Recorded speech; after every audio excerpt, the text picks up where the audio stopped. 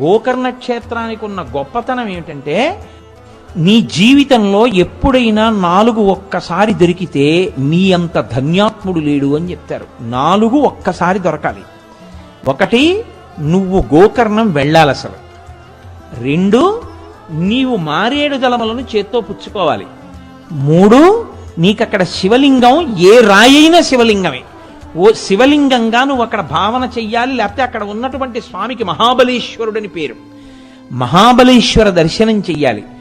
నీ అదృష్టమైతే అది కృష్ణ చతుర్దశి అయి ఉండాలి. అంటే మాస శివరాత్రి కానీ మహాశివరాత్రి కానీ అయి ఉండాలి.